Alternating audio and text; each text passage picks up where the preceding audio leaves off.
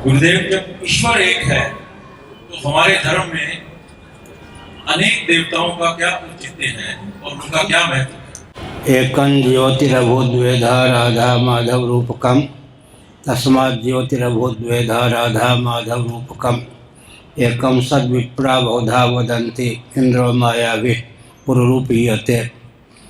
इन वचनों के अनुसार एक ही परमात्मा तत्व महाप्रलय में शेष रहते हैं। सदैव सौम्यदमग्र आसीत एकमेवा द्वितीयम।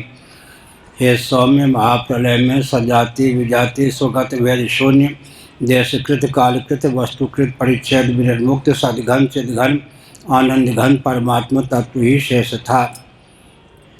महासर के प्रारंभ में वह परमात्मा तत्व ही अनिर्वचनीय माया शक्ति के प्रभाव से स्वयं को पंच रूपों में व्यक्त करता है। शीतोपनिषद के अनुसार पंचकृत्य का निर्वाह करने के लिए एक ही परमात्मा पंच रूपों में स्वयं को व्यक्त करते हैं। जैसे कि हथेली एक है लेकिन उंगलियां 5 हैं।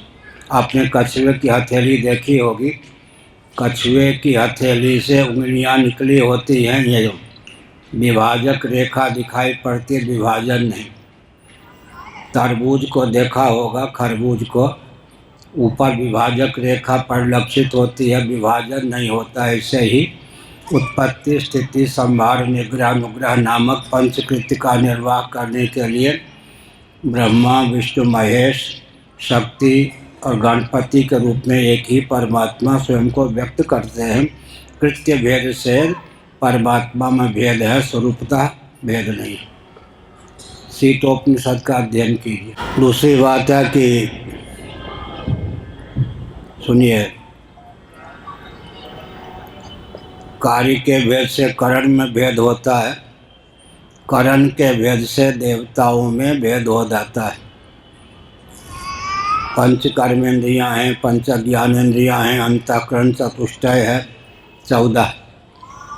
एक एक करण का अनुग्राहक देवता एक एक होते हैं।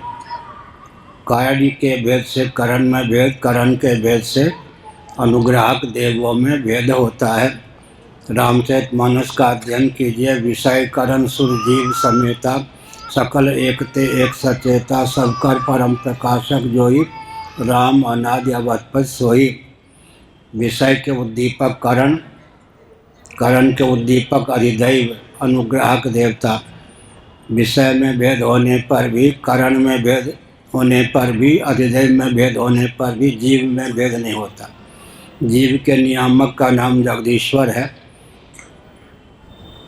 तात्विक दृष्टि से विचार करें तो जीव का जो मौलिक स्वरूप औपाधिक धरातल पर सिद्ध होता है वो भी देवताओं से श्रेष्ठ है।